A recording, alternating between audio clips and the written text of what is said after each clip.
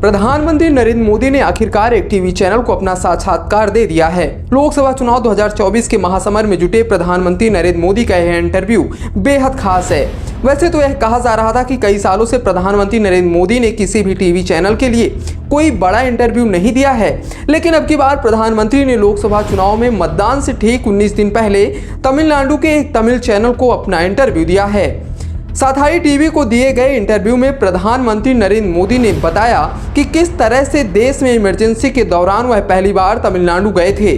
प्रधानमंत्री मोदी का यह इंटरव्यू बेहद खास है। इसकी वजह पीएम ने तमिल चैनल को आखिर इंटरव्यू क्यों दिया, क्या है तमिलनाडु का सियासी ताना बाना, इस वीडियो में इससे जुड़ी ही बातें बताएंगे। नमस्कार, मैं नीरज पांडे और आप देख रहे हैं D9 हिंदी।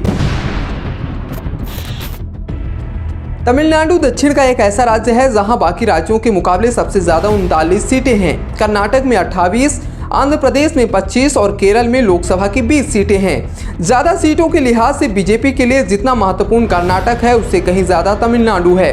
नई संसद में तमिलनाडु के सेंगोल की स्थापना हो या फिर अयोध्या में श्री राम मंदिर के प्राण प्रतिष्ठा से पूर्व दक्षिण के राज्यों में रामकथा से जुड़े धार्मिक स्थलों में पूजा अर्चना, प्रधानमंत्री ने अपने मिशन को साफ कर दिया था। 2019 के लोकसभा चुनाव में बीजेपी को भले ही एक भी सीट यहां से नहीं मिली हो, लेकिन कई ऐसी सीटें हैं जहां बीजेपी को दूसरे या तीसरे नंबर पर रही थी। पीएम मोदी और प्रदेश अध्यक्ष अन्नामलाई की जोड़ी से बीजेपी को इस बार चमत्कार की उम्मीद है। पिछले लोकसभा चुनाव में AIADMK बीजेपी के साथ जरूर थी, लेकिन इस बार चुनाव में बीजेपी का AIADMK से गठबंधन नहीं हो सका है।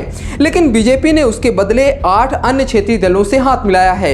यहां बीजेपी के उम्मीदवार 19 सीटों पर चुनाव लड़ रहे हैं, जबकि 4 दलों के उम्मीदवार बीजेपी के चिन्ह पर चुनाव लड़ रहे हैं। इस प्रकार कुल 23 सीटों पर कमल निशान सीधे मुकाबले में है। इनके अलावा PMK, Tamil Manila Congress, AAMK को भी बीजेपी ने पार्टनर बनाया है। इन सभी दलों में PMK को सबसे ज्यादा 10 सीटें दी गई हैं। इंटरव्यू के दौरान पीएम मोदी तमिल परिधान में नजर आए। इस दौरान पीएम ने तमिलनाडु के संस्कृति की भी तारीफ की। प्रधानमंत्री ने इडली डोसा पर चर्चा के साथ ही यह भी बताया कि उन्हें उत्तम खाना पसंद है। तमिल भाषा के बारे में विस्तार से उन्होंने इस इंटरव्यू में बताया और यह भी बताया कि उनके संसदीय क्षेत्र बनारस में मौजूद बनारस हिंदू विश्वविद्यालय में तमिल भाषा को प्रमोट किया जा रहा है। साथ ही नई संसद भवन में स्थापित किए गए सेंगोल के बारे में भी उन्होंने विस्तार से बताया कि किस तरह से उनको यह आइडिया आया कि भारत की सदियों पुरानी परंपरा को संसद भवन में जीवंत किया जाए। इस पूरे इंटरव्यू के दौरान प्रधानमंत्री नरेंद्र मोदी ने तमिलनाडु के लोग, वहां की संस्कृति, खान पान, पहनावा, परंपरा, भाषा के बारे में विस्तार से चर्चा की। पीएम मोदी ने तमिलनाडु में भारतीय जनता पार्टी की वर्तमान स्थिति, प्रदेश अध्यक्ष अन्नामलाई की जमकर तारीफ की।